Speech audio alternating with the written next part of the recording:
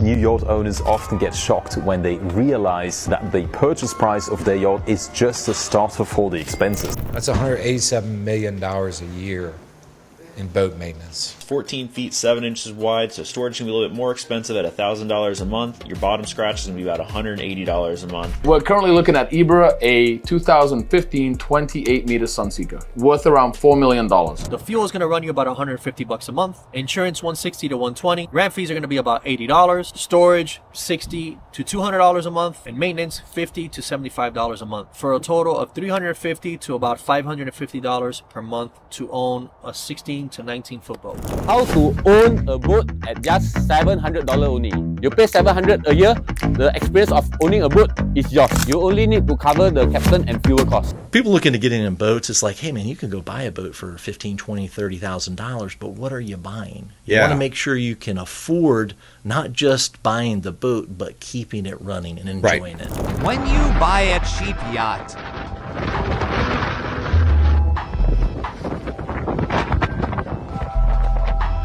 going fishing again on the boat that I bought from Facebook Market, but little did I know that today I was gonna have a big problem, because once I backed my boat into the water and got everything ready to go, I walked over to start the engine, but this is all I heard. And I knew right away it was gonna be a long day. Which is widely regarded as the worst boat ever created. We now are the proud owners of one, actually. They sold a lot of baitline. That's what I said. I said it is pretty much the worst boat ever made, yet it's probably the most sold boat in America.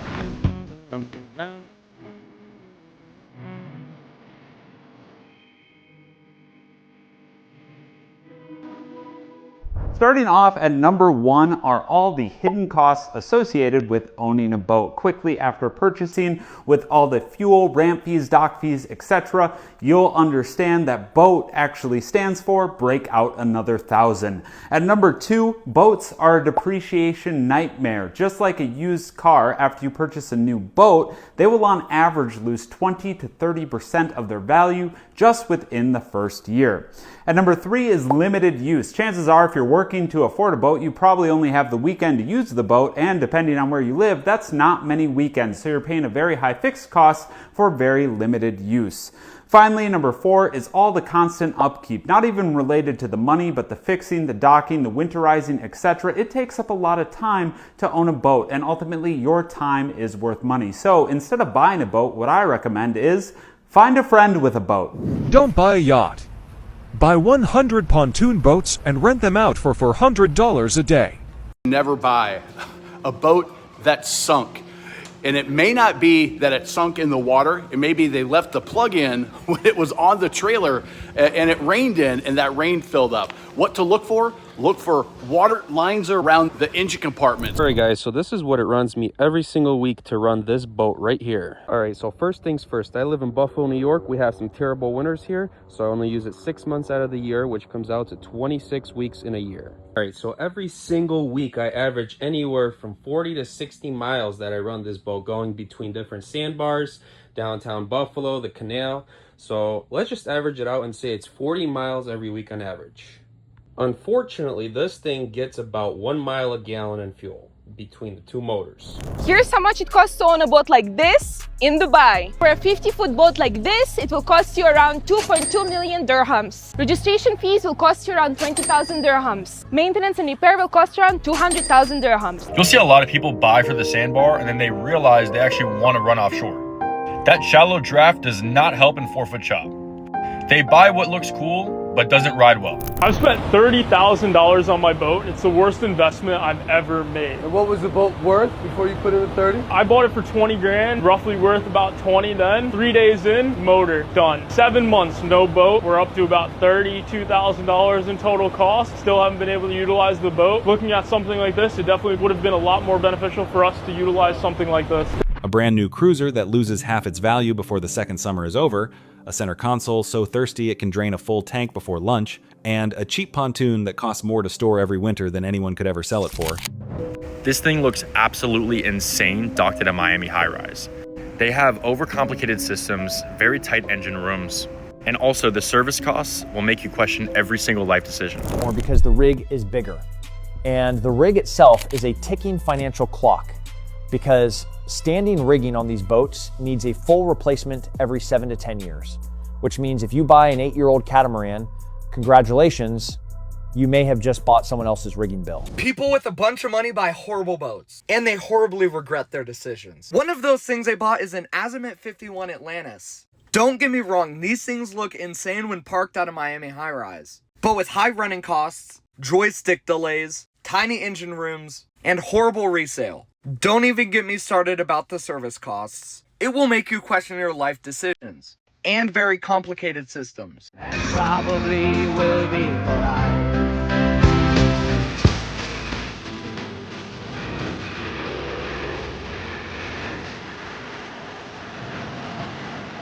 Buying the boat was the exciting part. Knowing what needs to live in the boat, now that's the hard part. Listen. I feel like I need to make this clear. You are not purchasing a fucking boat. Do you understand the words coming out of my mouth? We do not care.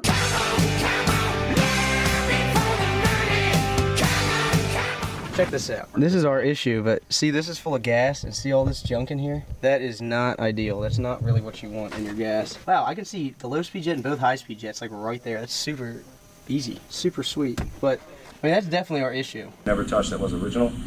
So, you know, you're not at a total loss there pulling this thing up just because of what happened. I mean, obviously, you know, you had further damage in there. Why they didn't go ahead and replace all three when you were that far, I have no idea. I hate when motherfuckers get mad and jealous at me because the shit I got. Bitch, anybody can do the shit I do. All I do is take my sorry ass to motherfucking work and bust my goddamn ass. Nobody gave me a fuck thing, do you hear me? I pay my neighbor $10,000 a month to rent out his water rights because my boat swim platform comes about 5 feet onto his property. Ever wondered how much it costs to run a super yacht? Well, there's one right behind me. Now, a boat like this is going to set you back around about £50 million. But that's not all. So once you've bought the boat for around about £50 million, you're then going to have a whole host of other expenses throughout the year to keep the yacht going. Firstly is going to be crew. So a boat like this is going to need a crew of probably about 10 or 12 people, which is going to set you back around about £3 million. Then you've got fuel. Now, ships like this absolutely guzzle fuel. So with oil prices where they are, you're probably looking at around £1 million a year in just fuel alone. Everyone wants to own a boat until they find out what it really costs to own a boat. So let's say you're eyeing a $200,000 boat. You've got decent credit, you've saved up a down payment, cool. But here is the full picture. Your boat loan is going to be $1,200 to $1,400 based on a 15-year, 6 to 7% interest loan. Your annual maintenance is going to be $6,000 to $10,000 a year, maybe more. Think engine service, bottom paint, small surprises that show up annually. Your dock fees are going to be $4,000 to $8,000 a year, depending on the prime location. Your winter storage costs are going to be $2,000 to $5,000 a year, depending on if you're indoor heated storage or outdoor storage. Your insurance is going to be $1,500 to $3,000 a year. You walk into a boat dealership, and the salesman shows you the price on the window. $40,000 for a new 22-foot center console. Maybe $60,000 for the bow rider with the upgraded upholstery. You do the math. You run the financing. You sign the paperwork. You think you know what this boat is going to cost you. You don't. Not even close. Because the number on that window is not the cost of owning a boat. It is the admission ticket, the entry fee. 3 things new boat owners do not take into account when buying a boat. First is storage. You got to be able to store the boat somewhere. Next is maintenance. You've got to upkeep that boat to hold its value. And also insurance. Insurance is a big deal because you're going to be paying, hundreds to thousands of dollars more than the actual price of the boat for insurance. Just so you're covered out on the water, and at the end of the day, you're there to have the best experience on the water. Basically, one, you're going to need all kinds of stuff. So if you're putting 1,000 hours a year on your boat, every 5 years, you're going to need a new engine. So you're going to be repowering the boat, every couple years. And then if you're going offshore a lot, then just the beating and the pounding of the boat in the water, in the waves, because of the conditions and the salt, you're going to start stressing the hull to the point where you're going to need to be making repairs, fiberglass repairs, stuff like that. This is what it costs to service $1 million yacht. First up, bottom paint. $10,000 to go from this to this. This is an $8,000, 300-hour service on a $6 million Princess Y72. After laying down protection, we fire up the reverso to pump out all the old oil. These Man's 1650 V12s hold about 25 gallons each. While that's happening, our engineer checks over the surrounding components looking for anything else that needs attention. Pumping out this much oil takes time. We're filling 5-gallon containers one by one. Crazy to me that I see people get really upset about how much we charge for a service on outboards. I don't know if it's not just like a car. When you get a service done on a car, it's usually just an oil filter, oil, and that's it. In and out, quick. Hey, check your air filters, check your whatever, you know. So it's pretty simple. If somebody's charging you $1,000 for that, they're ripping you off. Yeah, here's 3 costs I wasn't expecting when I bought a boat. Number 1, gas is super expensive, and if you're like me, you're always going to forget to Venmo request your friends. Second thing is maintenance, right? You gotta get oil changes about every 50 hours, pellers about every 100 hours, and then the third thing is just storage. In the wintertime, I gotta get it shrink wrapped, I gotta get it winterized. A lot of people will have to pay to store it somewhere. So if you're looking to get into boat ownership, make sure you're considering not just the price of the boat, but try to factor in all the other costs associated. Things that costed way more than I expected when I bought this catamaran. Lithium battery conversion, a new custom solar arch, and rewiring this entire boat was $39,000. The labor alone was $17,000 if you're looking for a business idea. Full detail inside and out, $5,000. Twice a year if you want to keep her nice. Engine service, both engines had a complete overhaul, $4,700. $1,000 of that was just to lift the boat out of the water so they could do the repairs. 3 organic latex mattresses, $5,000. Chart plotter replacement, $2,600. Half of our standing rigging was replaced, $2,500. New AC unit, $2,470. Window hatches had to be replaced, $2,100. I had custom blackout blinds installed so I can sleep like a baby. Another $2,100. This trampoline netting, $2,000. A new circuit board for the generator, $1,500. We installed new acrylic windshields in the shade structure, $1,400. New GPS and AIS and the wiring, $1,200. Unfortunately, we hit a rock in Florida. That made a quarter-size hole in our hull, $1,100 repair. Okay, first you need to secure your birding at whichever place that you want to park your boat. Anti-fouling paint. Maintenance. Parking fee. If you buy a boat, you need captain and petrol to go out, right? Petrol. You need a captain. All in all, the cost of owning a boat in Singapore is...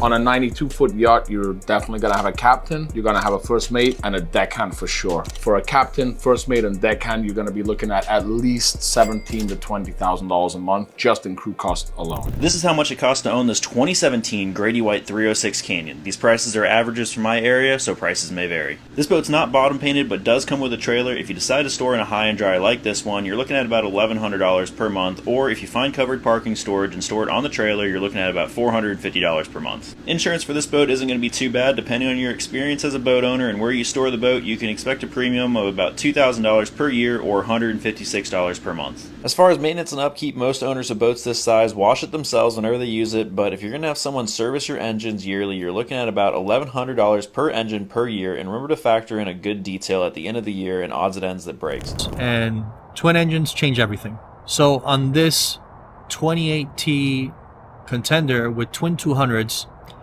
a typical day of commercial fishing, for example, we use about 50 gallons of fuel. That's hardcore fishing all day long, 6 hours on the water without turning the engines off one time. So we burned about 50 gallons of fuel in a day, and that's with twin 200s. Now, on this 30-foot whitewater that I run with twin 300 Yamahas, you're looking at a little bit more fuel burn, just a little bit more with those engines.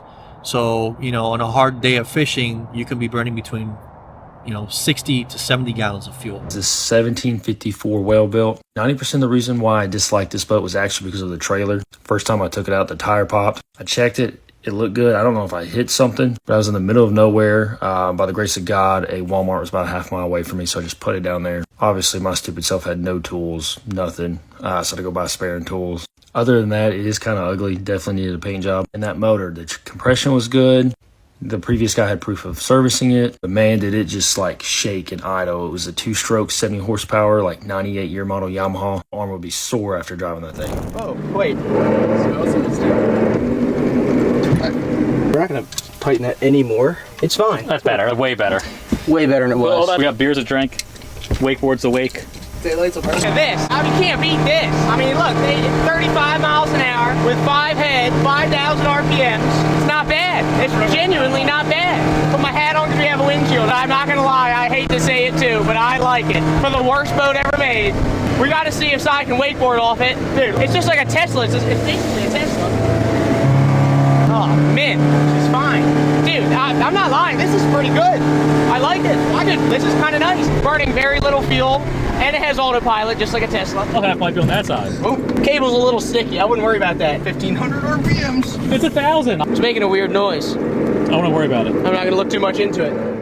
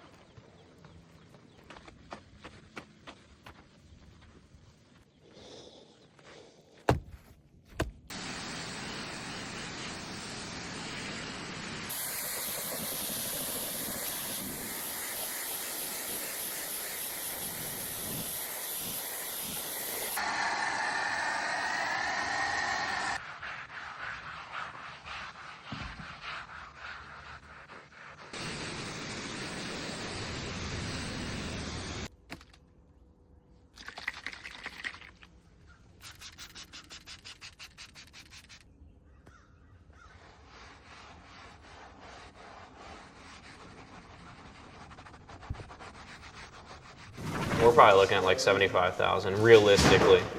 Like clients that would actually pay for our price of service. If the average ticket was 2,500, that's the market in Anne Arundel County. 187.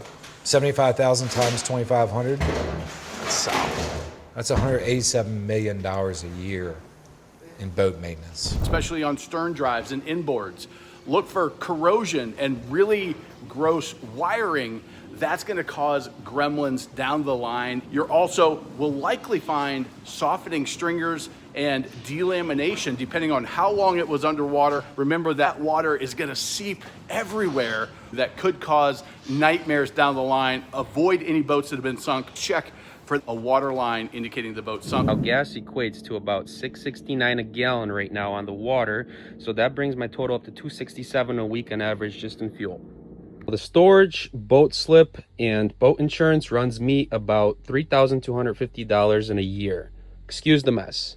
Maintenance every year comes out to about $5,000 on average every year. It's a boat, so it breaks down, bust out another $1,000 every time. So that's what it comes out to. We're not going to count last year. I had to spend $20,000 because I had some major engine oil leaks. So motors had to get removed, but we're just going to average it to $5,000 a year. Nobody warns you about this at the boat show. The boat is almost never the problem. The choice around the boat is the problem.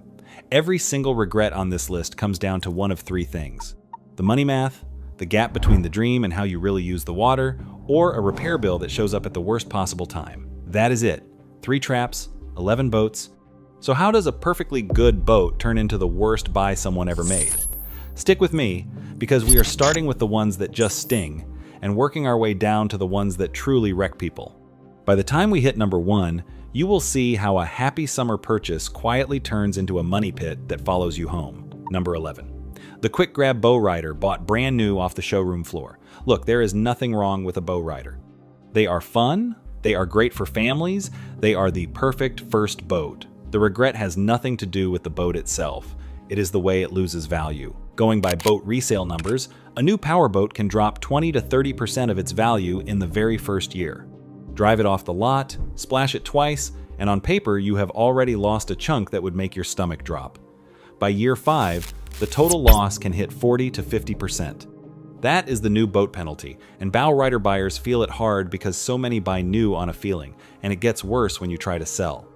One large study of tens of thousands of boat sales found that motorboats tend to sell for around 28% below their asking price, so the number you proudly paid is not even the number you lose. You lose more. The smart play was almost always to buy a clean 2- or 3-year-old one and let the first owner eat that first big drop. Plenty of first-time buyers never think to ask, so they paid for the lesson instead. And that is the mild one. It only gets steeper from here. Brokers who specialize in first-time buyers describe the same pattern constantly. The retiree asks, what is the biggest catamaran I can get for my budget? And that question is precisely how you end up with a tired, under-maintained money pit where every repair takes 4 times longer and costs 3 times more than you expected.